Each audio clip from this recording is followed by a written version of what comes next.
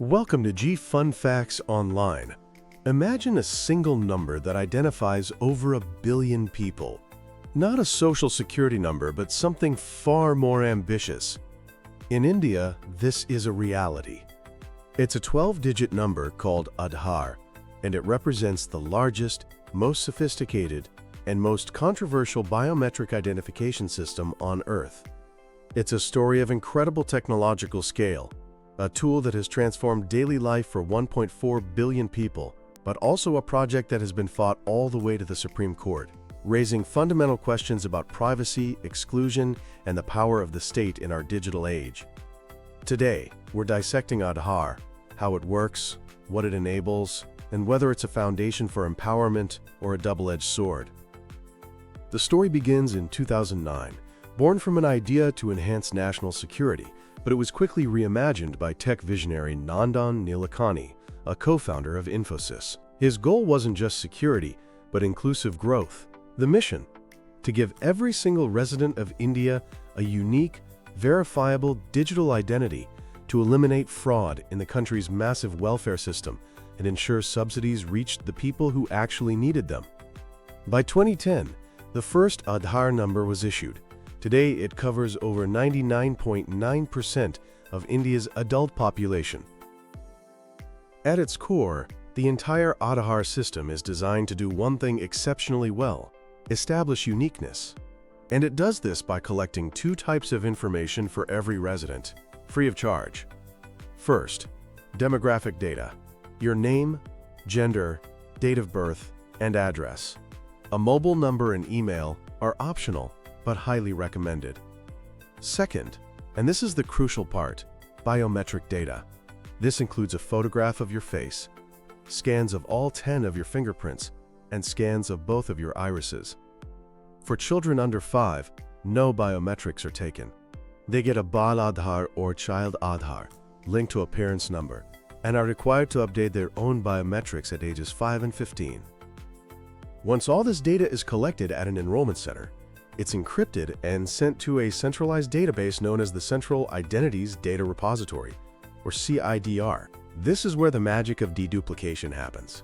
The system first runs a check on your demographic data to filter out simple re-enrollments. Then, the real test begins. Your biometrics, your fingerprints and iris scans, are compared against the entire existing database by a powerful automated biometric identification system. To ensure maximum accuracy, the system uses technology from multiple competing vendors. If a match is found, the new enrollment is rejected. Only when your biometrics are confirmed to be absolutely unique is a random 12-digit number generated. This number is your Aadhaar. It contains no personal information itself. It's just a secure digital key to your identity. But the physical card is just a token. The real power of Aadhaar lies in its ability to authenticate you, instantly and remotely. This system can handle hundreds of millions of requests every single day. If you need to prove who you are, it can be done in a few ways.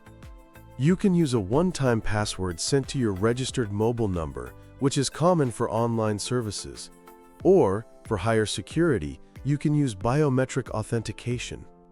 A live scan of your fingerprint or iris is sent to the central database, which returns a simple yes or no answer to confirm your identity. It doesn't send any of your personal data back, just a confirmation. This simple, powerful yes-no function is the bedrock of something much bigger, the India Stack. While Aadhaar is often seen as just an ID, it's actually the foundation of the India Stack, a set of open APIs designed to create a unified digital infrastructure for the whole country. The goal is a presenceless, paperless, and cashless society. The first layer is the presenceless layer. That's Aadhaar itself. It allows you to prove your identity from anywhere at any time. The next level is the paperless layer. This is where things get really transformative. Using Aadhaar authentication, you can perform an eKYC, or electronic Know Your Customer. This allows you to open a bank account or get a mobile SIM card in minutes without any physical paperwork. Then there's eSign, which lets you digitally sign documents with legal validity using a simple OTP. And there's DigiLocker, a secure government-provided digital wallet where you can store official documents like your driver's license and vehicle registration, which are considered legally equivalent to the physical copies. On top of this sits the cashless layer. Its star player is the Unified Payments Interface, or UPI, which you may have heard of. It allows for instant bank-to-bank transfers using just a mobile phone. UPI's explosive growth was directly fueled by the millions of new bank accounts opened using Aadhaar eKYC. Another component is the Aadhaar-enabled payment system, or AEPS, which allows for basic banking at local shops using only your fingerprint. The newest and most futuristic layer is the consent layer. This is designed to give you, the individual, control over your own data. Through entities called consent managers or account aggregators, you can grant and revoke access to your financial or health data for specific purposes, like applying for a loan. It's a system designed to turn a data-rich nation into a data-empowered one. The primary justification for this colossal undertaking has always been to fix India's notoriously leaky welfare system. The government claims Aadhaar has generated massive savings. For example, in the LPG cooking gas subsidy program, linking Aadhaar numbers to consumer accounts reportedly eliminated millions of ghost and duplicate connections, with estimated savings of over 50,000 crore rupees, or about $6 billion. Similarly, the Jam Trinity, Jan Dhan bank accounts, Aadhaar and mobile led to the opening of over 550 million new bank accounts, bringing a vast portion of the population into the formal financial system and enabling direct benefit transfers that the government says have saved billions. But there is a starkly different counter-narrative. Development economists like Jean Drèze and Ritika Khera argue that this tech-first approach has led to the exclusion of the most vulnerable citizens. A large-scale study in the state of Jharkhand found that while Aadhaar-based authentication did reduce some corruption in the food ration system, it also excluded genuine beneficiaries and increased their transaction costs, forcing them to make multiple trips to the shop. The most tragic symbol of this exclusion is the reported starvation death of 11-year-old Santoshi Kumari, whose family's ration card was allegedly cancelled because it wasn't linked to Aadhaar. A major, persistent issue is biometric failure. UIDAI itself admitted to a failure rate of 6% for fingerprints and over 8% for iris scans. This problem is most acute for the elderly, whose fingerprints fade with age, and for manual laborers, whose prints are worn down by physical work.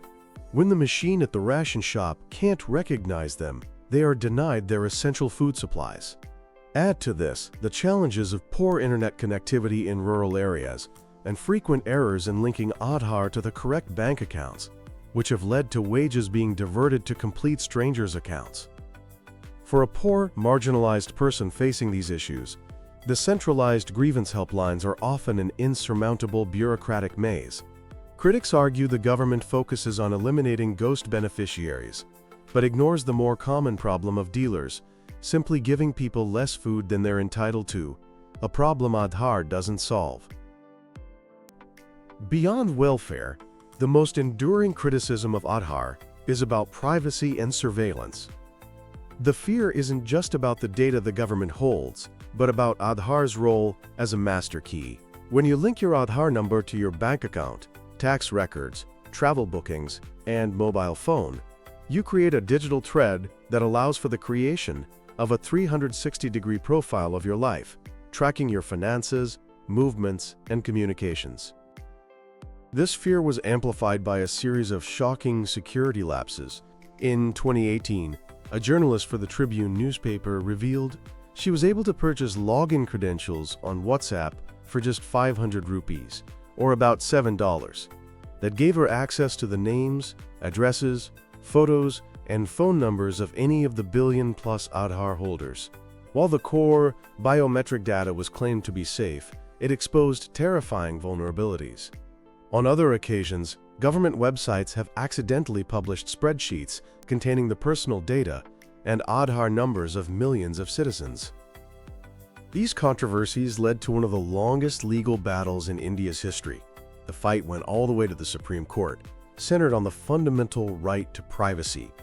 In a landmark 2017 ruling, the court declared that privacy is a fundamental right. This set the stage for the final verdict on Aadhaar in 2018. In a complex judgment, the Supreme Court upheld the constitutionality of Aadhaar, but with crucial limits. It ruled that Aadhaar is mandatory for accessing government welfare benefits and for filing income taxes. However, in a huge win for privacy advocates, the court struck down Section 57 of the Aadhaar Act. This was the section that allowed private companies, like banks and telecom operators, to demand Aadhaar. The court put an end to the mandatory linking of Aadhaar to bank accounts and mobile SIM cards. It also ruled Aadhaar was not mandatory for school admissions. In response to these concerns, the government has introduced security features.